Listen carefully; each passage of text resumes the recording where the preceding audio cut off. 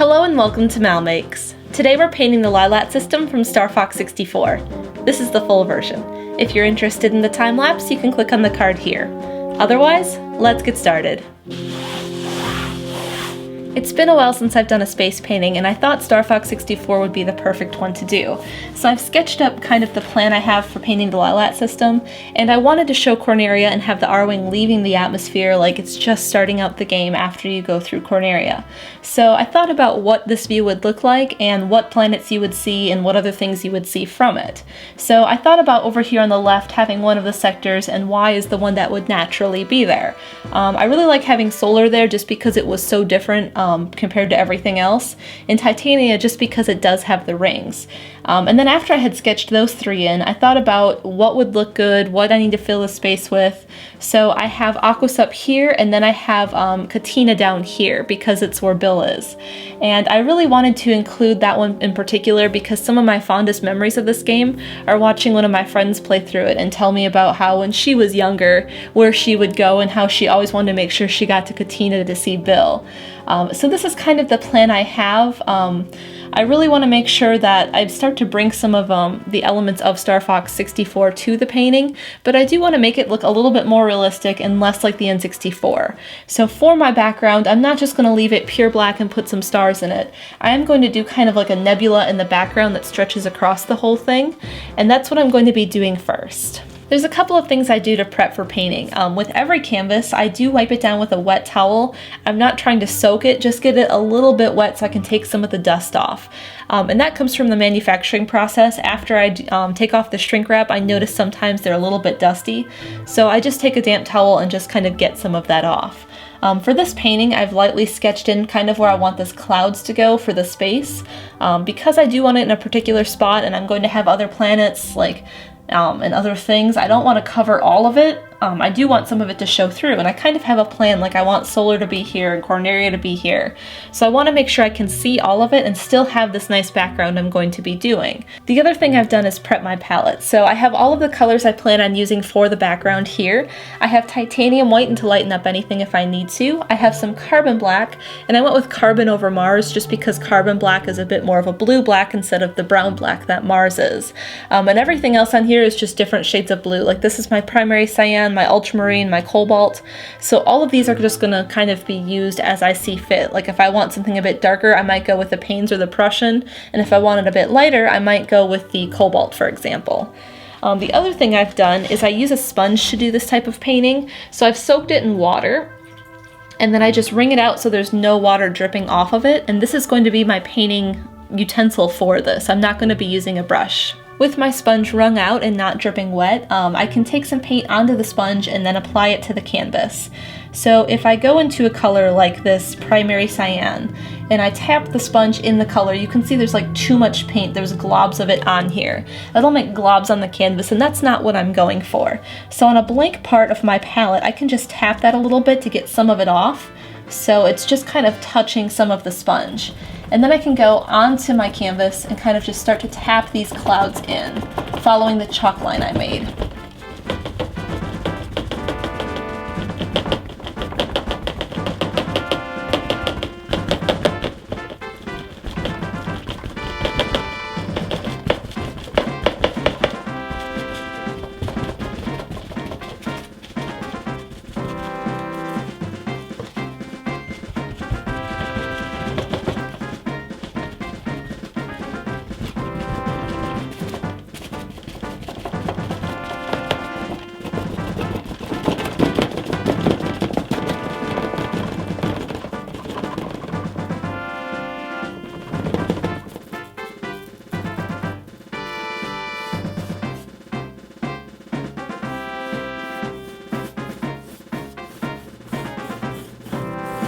I wanted to test some things out just to make sure everything was going to work out on the actual canvas before I did it on the actual canvas. So I pulled out one of my canvas boards, using the leftover paint, did a little bit of a galaxy, let it dry, and then I used some of this high flow titanium white to make the stars. And I'll be going over how I did that in just a second, but this is what I used. And then I decided I wanted to make the stars blue, and I couldn't really do that by the same technique as I do with this just because I don't have the right color. So I decided to make them white first and then try and make them blue after by using a glaze. So I tried 5 different ways to do that. The first one over here is a liquid phthalo blue. This is the High Flow Golden, Phthalo Blue, and Green Shade Transparent. So it says transparent up here, but you can also see on the test strip that it is very transparent. It's basically just a glaze in a bottle. So over here I just painted this straight on top, and I like how it looked. It lost a little bit of detail in the clouds and stuff up here, but it did make the stars pretty blue, and I do like how it looks. And because I lost this detail, I thought on the next one I would do something a little bit different. So I took this acrylic glazing liquid, and I have it in satin, but you could have it in gloss or matte, and I mixed the phthalo blue with that to make it a bit more transparent here. And you can see a lot more of the detail with the clouds, and it still made the stars blue. The next thing I wanted to try was a different color, and this is the only blue I have this way that is transparent and a liquid. So I decided to make a new glaze up from one of my thicker paints. So with the heavy body paint in ultramarine blue, I mixed it up with Airbrush Transparent Extender, which is a lot thinner than this one is. This one's kind of more like cream, and this one's more like runny milk. It's a lot thinner. So I mixed these two together just to make kind of a ultramarine blue wash, and just put that down on top. And I like ultramarine blue a lot, which is why I decided to test it. And I still lost some of the detail, but overall it worked all right. It's not my favorite out of all of them, but I thought I would test it just in case. And then I thought I'd try another blue just to see how it worked, using something else than the Airbrush Transparent Extender. So over here I used cyan, but instead of using this, I used the acrylic glazing liquid again. And that's what this one is. And it worked just as good as this one over here. I just think I like the phthalo blue better between these 4. And then I tried something else, but you can't really see it because it didn't really work. I decided I would really try to see if I could put the stars on in blue instead of white just from the get-go. So I took the titanium white and mixed it with some of the phthalo blue and used my technique to put the stars on over here, just on this very edge. And if you look really close, they're there, but they're so hard to see, it's not worth my time to try and do that. So all in all, I think this one is my favorite with the acrylic glazing liquid and the phthalo blue transparent. Just to keep that phthalo blue, but to make it more transparent so I don't lose as much detail. Back to the real canvas. To apply the stars, I'm using that High Flow titanium white and a toothbrush. So this is a dry toothbrush, it's clean, there's no other paint on it, and it's pretty stiff. So what I'm going to do is just tap it perpendicular into the paint just to get a little bit on the bristles, and tapping it back and forth a little bit in the puddle I have. And then I'm coming up here to the canvas, pulling the bristles back, and then letting go. So you'll start to see some of the stars appear on the canvas. And I'm just moving it around, and I'm not just like going whoosh, whoosh, and just going crazy with it. I'm making it very controlled, and I'm letting go very carefully. And I'm sort of thinking about where I want the stars to go and seeing where they're landing. Like I want a little bit more in the clouds versus like on the areas that are darker.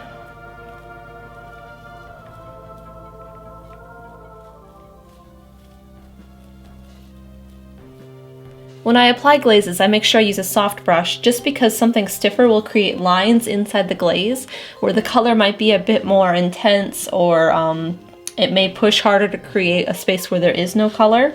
So on my palette I have the media by itself, I have the phthalo blue mixed with it, and then I have that pure phthalo blue in the transparent color, because I think I want some of these stars that are further out to be a bit more blue, and I don't want to wash out this too much.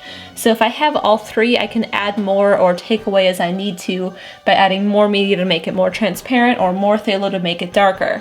So I think I'm going to start kind of in the middle with the mix I have of the 2 and work towards more phthalo blue out here on the corners.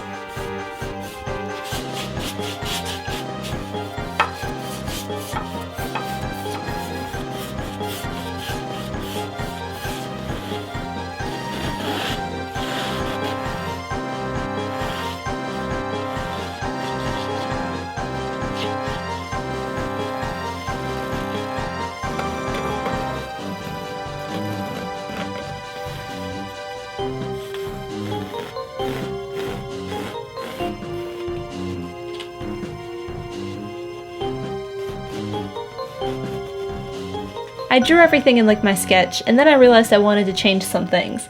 So I changed Aquas up here to be Venom. I added in Sector Z. I moved Y just a little bit and made it a little bit smaller. I made this just a touch smaller. I moved Titania over here, and I decided to leave what I had for Titania here and made it Ficina.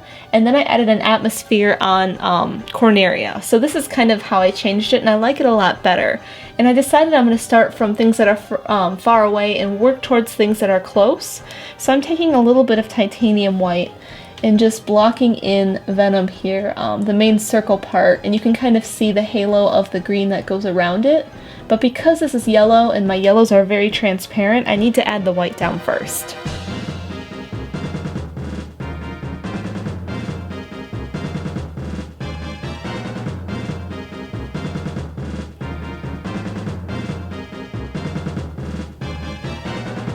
I'm filling in Venom with some cadmium yellow and some yellow ochre, and then just a little bit of pyrrole orange just to kind of give it some details. And because most of this is going to be covered by the mist that's kind of around it, it's not too important, it's just kind of important to get the right colors. While that's drying, I'm going on to Sector Z. So on my palette, I'm going to be using cadmium for like the furthest out parts of those clouds, and then the pyrrole orange for kind of the middle, and then making up a light pyrrole for the very, very middle of Sector Z. This one isn't going to have any of the yellow that Venom did, but it's just going to kind of be a mix of these colors here. My technique for applying this is to kind of just scrub a little bit of it into the canvas to kind of make it look wispy like clouds. And I'm just kind of starting and going around all of the edges, and then I'll move into the middle colors along the white, and then into the pyrrole, and then into the light orange pyrrole.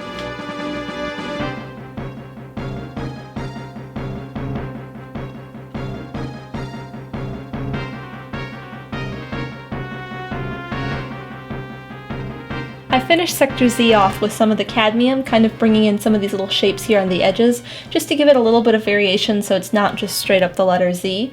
I'm still waiting on this to dry because I want to make sure that it is really dry before I go back to it.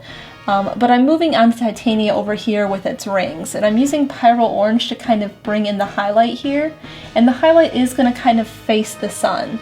So it's kind of casting the bright parts here, and it's going to get a shadow on this back edge in black, just because it is casting that there, but I also have the ring that I have to worry about for a shadow. So I'm starting by bringing in the pyrrole orange, and then I'm going to go into cadmium red and start to make some of the shapes on the surface, into some burnt umber cadmium red, to start bringing in some of the darker areas, and then I'll be using carbon black to bring in the shadow along that back corner, and like I said, under the ring. And I'm not doing the ring yet just because it is such a different color, being slightly pink from everything else. And then I'm also thinking about the other planets getting their shadows. Like I said, this one's going to be here on the top right corner, this one's going to be over here on the right, and then this one down here is going to kind of be on the bottom. Because it's kind of casting light in those directions, the only one that I'm not going to do a shadow on is Venom, just because it feels like it's more like straight on from the sun and kind of not getting any shadow because it's on the side we don't see. It also kind of feels like it's lit within from the overworld map, so I just want to leave that one alone. But the rest of them will be getting shadows. So I'm switching over to the cadmium red, and I'm starting to kind of fill in some of these wispy shapes here, kind of going out from this area to keep some of this orange. And then I'm going to pick up some burnt umber and kind of mix that into the cadmium too.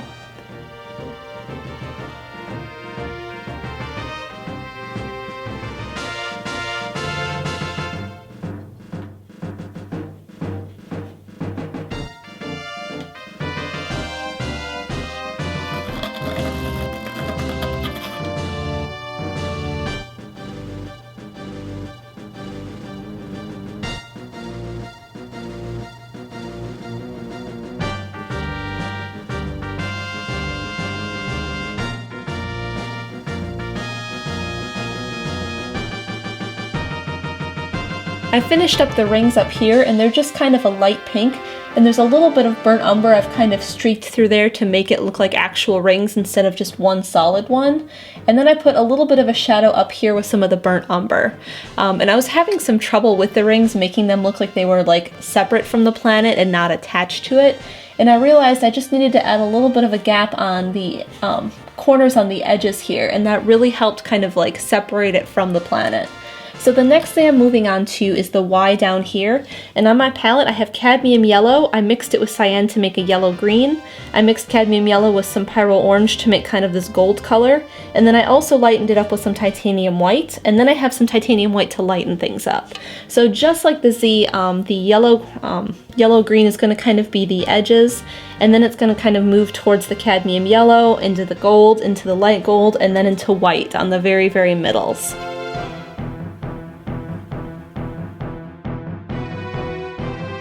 To make the edges fuzzy, I just have a little bit of that yellow-green paint on my brush, and I'm kind of going right on these chalk lines and just kind of scrubbing it out into that.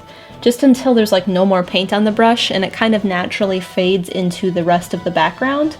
And then I'm just picking up a little bit more paint for the middle parts here, just to kind of make this a bit more solid.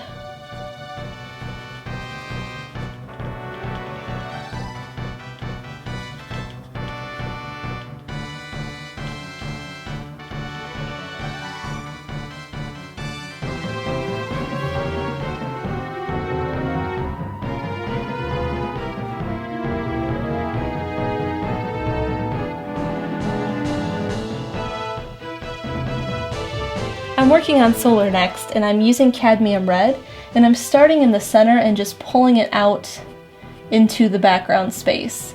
So my goal is to cover up all of the white so I don't see any of it, and naturally it's going to get darker on the edges because there's no white behind it, and lighter in the center where there is the white.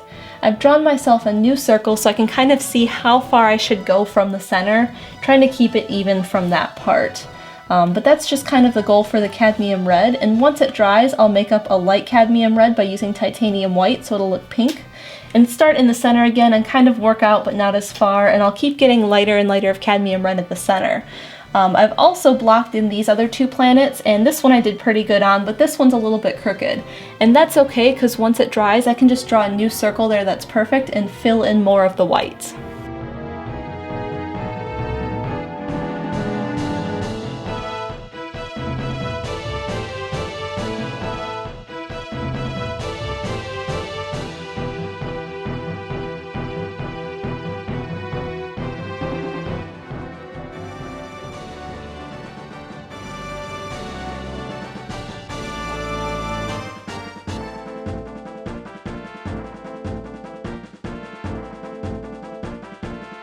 Both of these planets are going to be done pretty much the same. This one's going to have burnt sienna and oranges, and this one's going to have cyan and phthalo blue.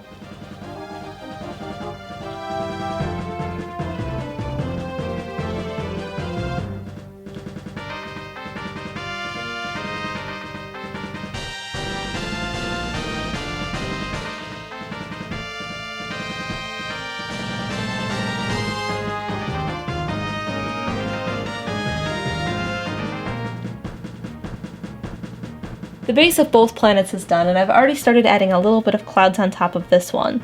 So I'm just grabbing a little bit of titanium white and kind of just making cloud shapes on top of the surface of the planet, and I'm trying to go in kind of this horizontal direction on top of the sphere.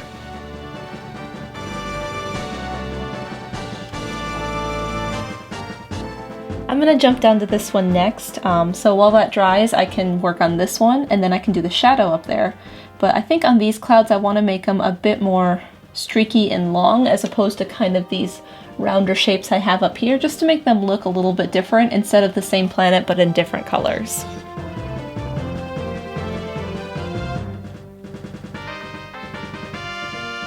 I figure the best way to shade these is using a transparent black. So this is Golden High Flow in Shading Gray, and it's basically just a transparent carbon black. So opposite of solar for each one of these, I'm just going to use a soft brush and put down a shadow along the edge down here. And then over here it'll be on the right side. And then once that's dry, I'll bring another one in, and as it builds up it'll get darker and darker, and it's going to kind of fade because I'm going to have more along the bottom.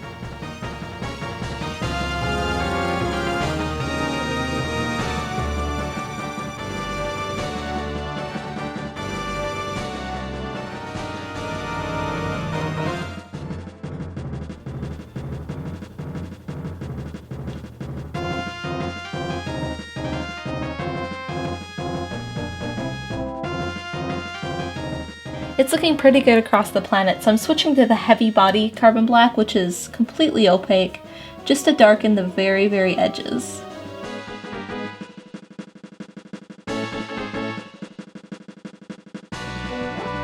I'm really happy with the shadows, but I want to do a little bit of a highlight on the very tops, and I'm going to be using zinc white for that because it's slightly transparent and I don't want it to be pure titanium white.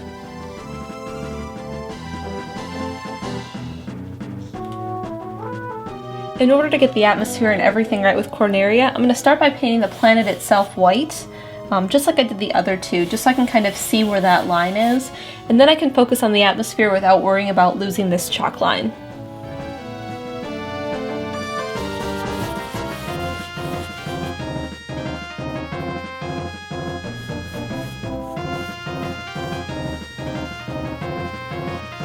I wanted Corneria to have a little bit of an atmosphere, so I went back to the canvas board to test.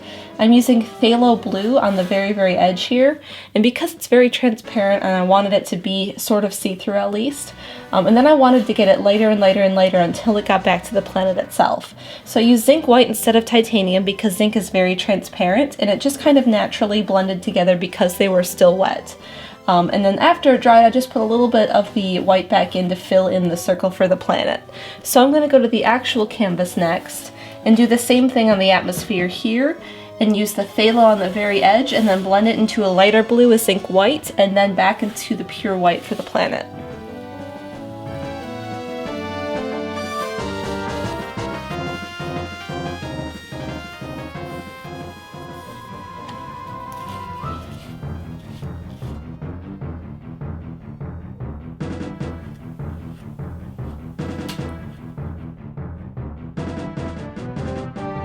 I felt like solar was too small because the lighter area was so concentrated in the center, so I took that next darkest pink I had and brought it out further.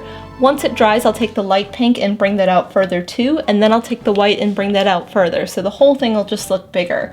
Over on Corneria, I've mixed up a blue color, and I took cyan with some phthalo blue and then just a little bit of yellow just to kind of help balance it out, just so it was a little bit more green. And this is going to be my base for Corneria, and I'm just going to paint the whole thing in this color.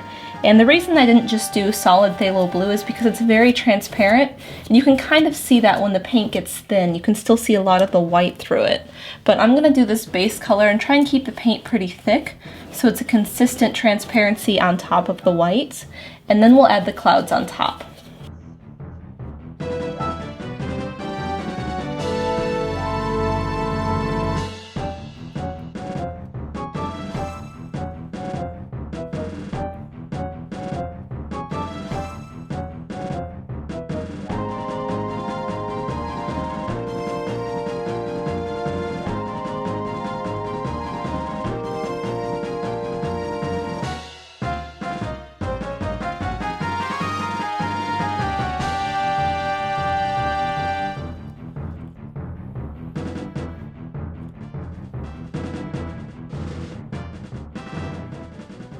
I drew in the latitude and longitude lines for Corneria to help me see it as a sphere instead of a flat circle. It also helped me kind of draw in the clouds and kind of get them going the right directions. Now these are more of a guideline of how I'm going to do them. I kind of just wanted to make sure that I could see enough of the blue underneath and I wouldn't completely obscure it with the clouds. And then also on the very edge here, I'm going to fill it in with titanium white just because of showing some of the light through and it hitting the atmosphere. There's going to be kind of a white band on this side. But otherwise, I'm just going to try and fill it in and kind of be a bit more random with it instead of these nice straight lines I've drawn. But this is kind of just the plan here.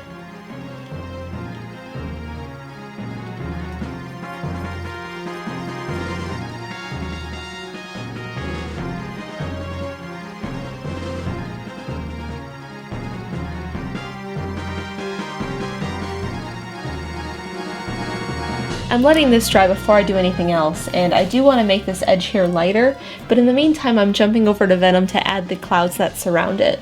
And I started by using the liquid white to do that, but because it's so small, I think that if I do it in the white and then do green on top, I'm going to forget something or it's not going to look right, so I'm doing it in green to begin with.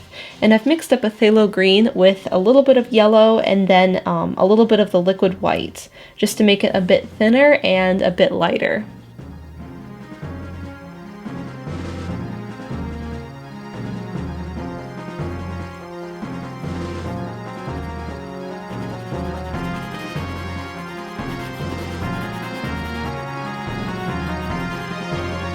I was having trouble freehanding the R-wing and it just wasn't looking symmetrical. So I thought that if I freehanded it on a piece of paper, folded it in half, and then cut it out so it was symmetrical and kind of opened it up like a butterfly, it would be perfect. So I started by doing the main body that way. I drew it on a piece of paper, folded it in half, and then cut it out, and then opened it up so I had something perfectly symmetrical. So then I traced that onto the canvas, and I did it this way instead of using like the piece I cut out. Because it's so small to hold on to, it really just wasn't working to trace it. So then I did the same thing with the second piece, the parts that are blue. I did the same cutout, I folded it in half, made sure it was symmetrical, and then I could flip it like this to make sure it was the same on both sides. And then I did the same with the wing. I drew it and cut it out with an X-Acto knife, and then I could flip it like this to give myself a nice template to start to draw it in. Well, I did all of the individual pieces on the canvas, and it's still crooked. You can really see this middle piece here. If I line something up with it, it kind of points to the right, where it should probably point a little bit more here, so it's still crooked. So on a piece of paper, I drew myself some guidelines, and you can see those there, and then there's a few going horizontal, and then I did all of the pieces and traced them on here. I could erase them, I could easily redraw them in pencil. So what I'm going to do next is fold it right down the center line, cut it out like I did the individual pieces, and then I'll have a new tracer to do the whole thing with. So here's the tracer folded in half, and then I just used my X-Acto knife to cut around the edges, and from there I can just open this up and make myself my new tracer. So I can just line it up here and then retrace it in like I did the other things. I do want to point out I had still drawn this one wing crooked, and you can kind of see a little bit of a pencil line up here, so it was just a little bit tilted too high. But folding this in half and and cutting it out that way, instead of trying to cut it out flat like this, make sure it's still symmetrical even though I may have drawn it wrong. So I'm going to erase this and retrace this.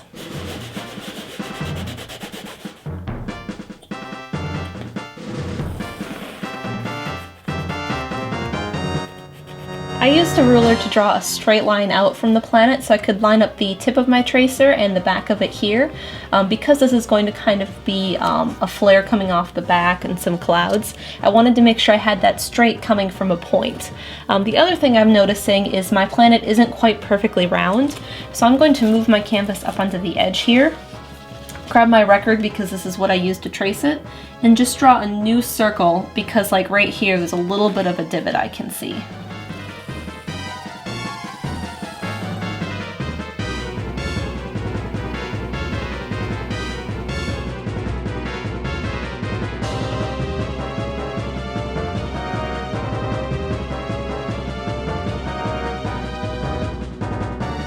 I think the best way to paint this is from left to right. Because I am right-handed, I wouldn't want to smear something on the right here while I'm working on the left. So if I start over there, I can kind of work my way this way without getting my hand into any wet paint. I'm also thinking about light sources. So all of my planets are kind of lit from solar, so it's kind of broadcasting some light out to them, and our wing's going to be the same way. For example, these blue parts kind of sit in a pyramid and they kind of go down, so the parts on the right that are closer to solar are going to be lighter and the parts on the left are going to be darker. The same with the rest of the pieces of the ship. Anything that's more on the right side and kind of bends towards solar is going to be lighter, and everything on the other side is going to be darker.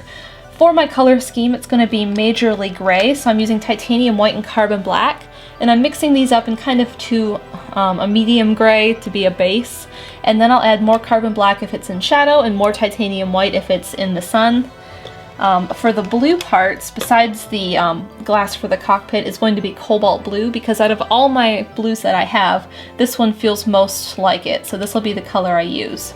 The tips of the wings, I decided to go with cadmium yellow just because it's a warmer yellow than the primary I have. And the glass for the ship, I'm going to use the same blue I used on Corneria because I still have that, and it feels like it's more of a glass or more of a transparent blue feeling than the cobalt is.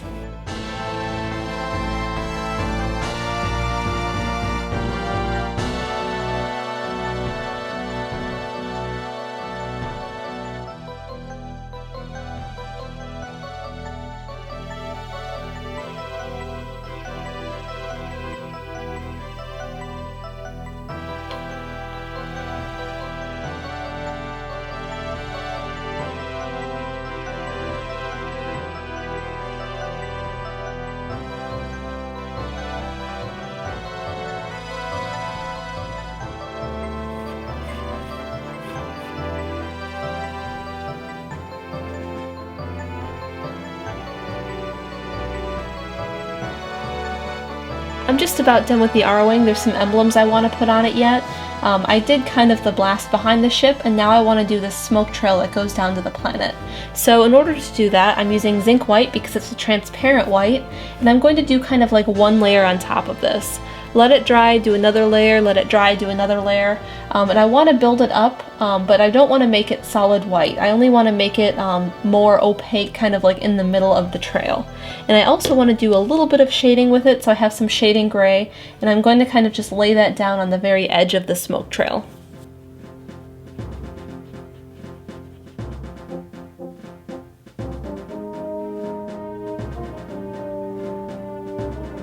I know this R-Wing is a bit more Star Fox Zero instead of Star Fox 64, but I kind of wanted to tackle the difficulty of it, and it had a lot more to work with instead of some of these flat planes that are in the N64 version.